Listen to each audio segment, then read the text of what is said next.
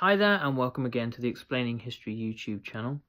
Now, there's a lot to be said at the moment, I would say, for looking at when you use political language, liberalism, socialism, fascism, Piccurism, conservatism, environmentalism, and being absolutely certain that the term you're using means what you think it means. Okay.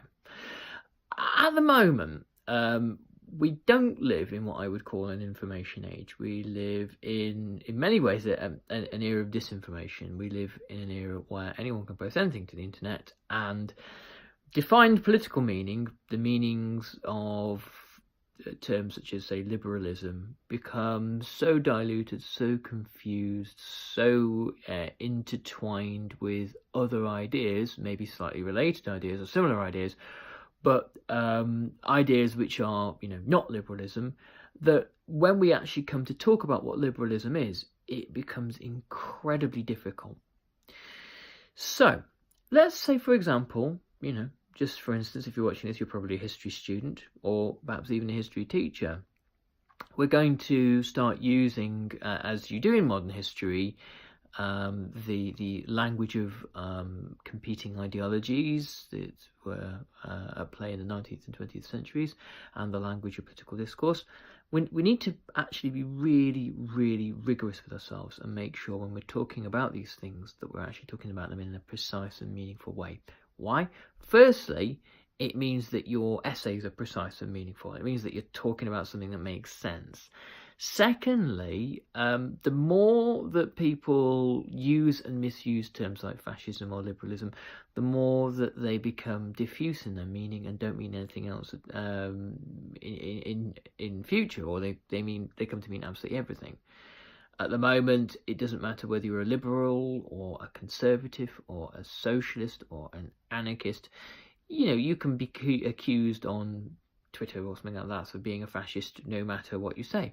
So if everybody is a fascist, then nobody is, and that allows people who really are fascist a great deal of leeway. It's a great way of endlessly muddying the waters, and our political discourse here in the 21st century the waters are endlessly muddied. And we don't want that. It's generally very bad for society and bad for our ability to make sense of the world. And beyond getting our exams and beyond becoming successful history students, we're here to try to make sense of the world and try our best to force the world to make sense. So the language we use, the linguistic tools we use, can't be downgraded in the process. We must not allow that to happen. We need to make sure that when we are looking at different political figures, that we're accurate about their political persuasions. Again, with fascism, it's very compelling to refer to someone like Donald Trump as a fascist. I generally don't think anything the man does is really even that well thought out. I'm not suggesting that fascism is a well thought out idea, by the way. Really, we're talking about a kind of a celebrity con artist who happens to have a bunch of unpleasant views. Fascism requires a kind of a sort of a greater deal of articulation than even that.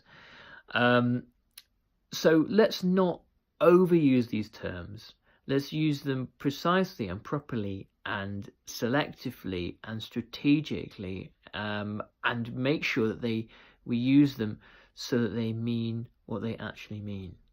When Barack Obama was trying to bring in universal healthcare not even that, he was trying to bring in moves towards some kind of single-payer healthcare in America, he was referred to as a communist. There is nothing remotely communist about Barack Obama, and one really needs to get absolutely clear about what communism is in order to see those kinds of rather ludicrous claims.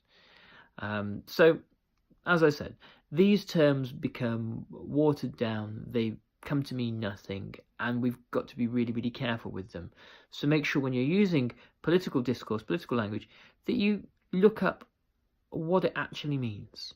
Perhaps read some of the great proponents of liberalism or conservatism or what have you, and look at what their arguments were. Become versed in these things, become knowledgeable in these things, and it will serve you, and it will liberate you, really, to discuss politics and history in articulate terms, which is really what we're all trying to achieve. Okay, thanks. I'll catch you on the next video.